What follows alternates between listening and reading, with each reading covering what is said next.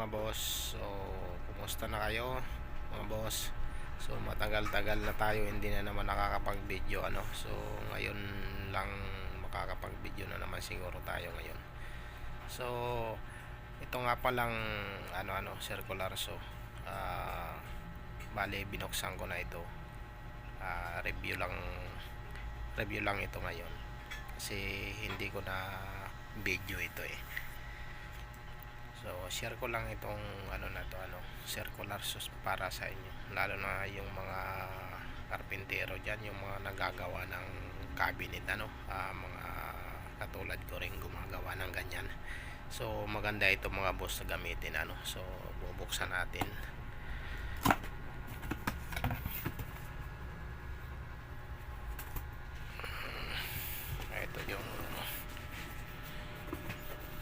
Ito yung pinaka unit niya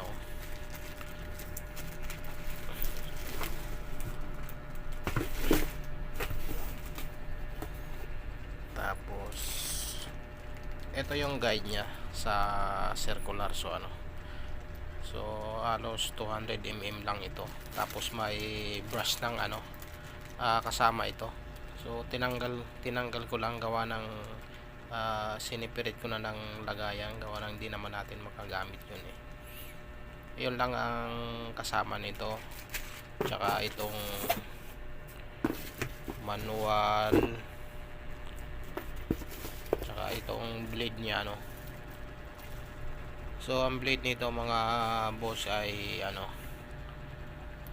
185 mm to 200 mm. So ito na yung unit. Buksan na natin tong unit niya.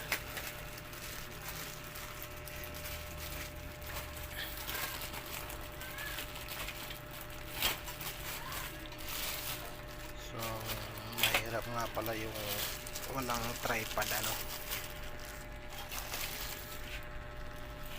Yung isang kamay ko ay nagahawak sa video at yung isa lang yung gumagalaw. Ayan. Ito yung pinaka unit niya mga boss.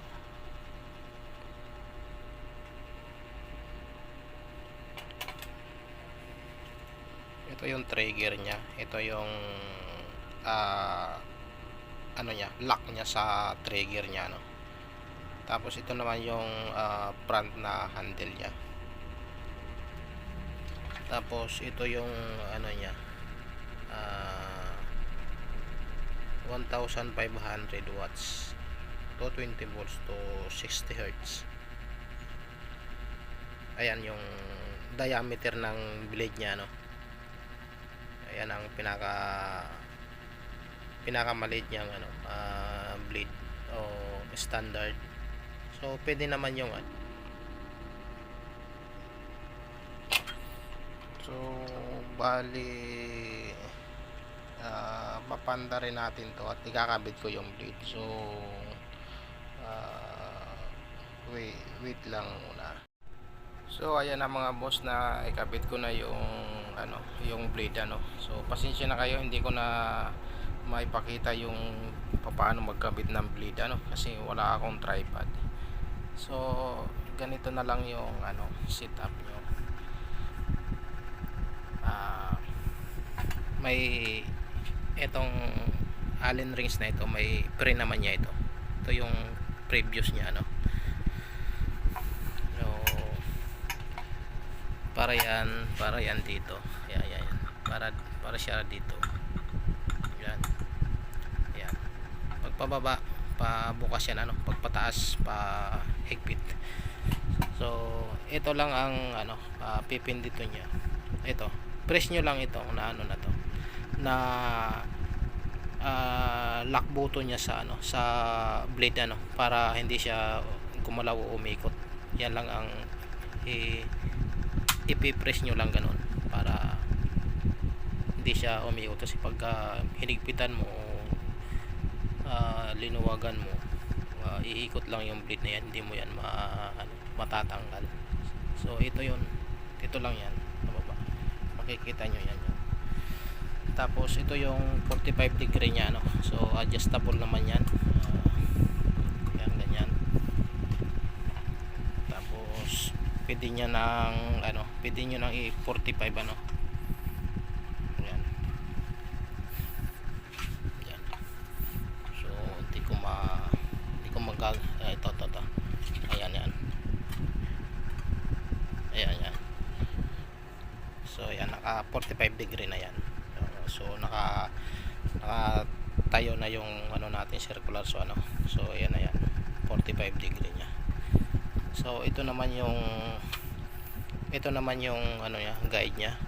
So bahala na kayo mag-adjust kung anong laki ng kakatingin nyo, So hanggang lang ang pwedeng makating nyo nito, kasi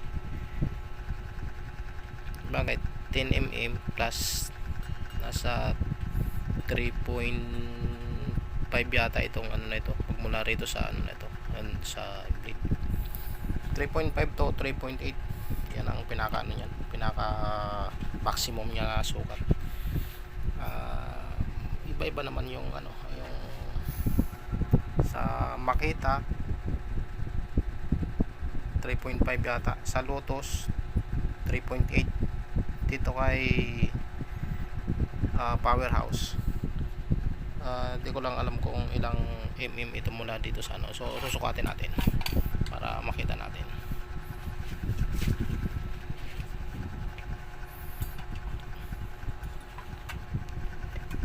Yan, mahirap na walang tripod tayo, hindi natin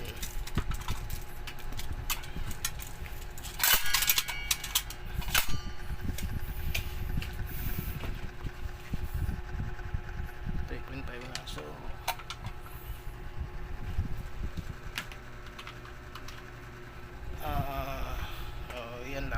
yan lang mga boss. So working naman siya totally. Hindi ako makaka actual ng cutting nito, gawa ng wala akong kahoy rito pero working naman siya.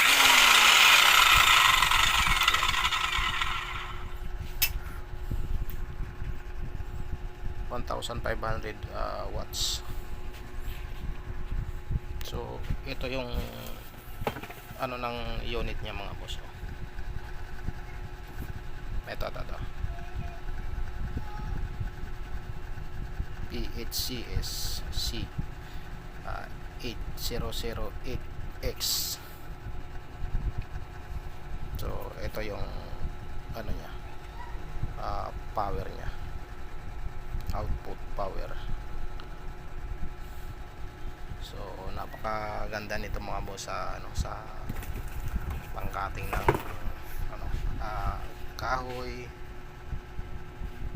kahit sa metal o kaya bato, pwede rin naman. Alloy sa mga aluma, pwede yan. Blade lang yung pagpapalitin nyo. Kung para sa alloy, pang alloy din ang blade. Kung para sa metal, yung cutting disc. Pag kahoy naman, ito siya.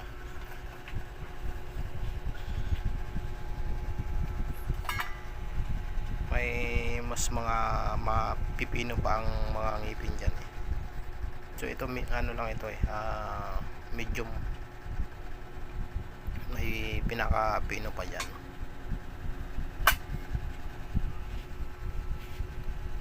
So yan lang mga boss, maraming salamat sa pagtanaw.